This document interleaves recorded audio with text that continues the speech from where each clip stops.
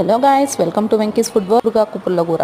గురగాకుని ఈ విధంగా తీసుకొని వాష్ చేసుకుని ఒక కడాయిలో వేసుకున్నాక వాటర్ కొద్దిగా వేసుకోవాలి. పల్లీలు ఈ విధంగా నానపెట్టుకోవాలి. గురగాకులకు ఉప్పు, వెల్లుల్లి ఒక 8 వేసుకొని ఉడకబెట్టుకోవాలి. 10 మిర్చి ఆయిల్ వేసుకొని కొద్దిగా వేసుకోవాలన్నమాట. అదే బౌల్లోకి 2 టొమాటోస్ కూడా వేసుకోవాలి ఆయిల్ లో. గురగాకు ఉడుకుతుండగా మనం వేపిన మిర్చి కూడా ఇందులోకి వేసుకొని ఉడికించుకోవాలి. చిటికెడు పసుపు కూడా వేసుకొని ఉడికించుకోవాలి. టొమాటో చూడండి ఈ విధంగా మెత్తగా ఉడికినది మనము బాండీలోకి వేసుకోవాలి. గురగాకులోకి ఈ విధంగా ఉడికిన తర్వాత పల్లీలు సపరేట్ గా తీసి పెట్టుకోవాలి. గురగాకు, పచ్చిమిర్చి, టొమాటో ఇవన్నీ వేసింది బాగా మెదుపుకోవాలి. మెతికిన తర్వాత పల్లీలు వేసుకొని బాగా మిక్స్ చేసుకోవాలి. ఇప్పుడు మనం పోపు వేసుకుందాం. 1 టేబుల్ స్పూన్ ఆయిల్, ఆవాలు, జీలకర్ర, ఆనియన్ కట్ చేసుకొని వేసుకోవాలి. ధనియాల పౌడర్ 1 టేబుల్ స్పూన్ వేసుకొని బాగా వేగిన తర్వాత గురగాకు పుల్లగూరని ఇందులోకి యాడ్ చేసుకొని బాగా మిక్స్ చేసుకోవాలి. నీట్గా ఒక 2 నిమిషాల పాటు ఉడికించాలి లో ఫ్లేమ్. ఎంతో టేస్టీ అయిన గురగాకు పుల్లగూర రెడీ అయిందండి.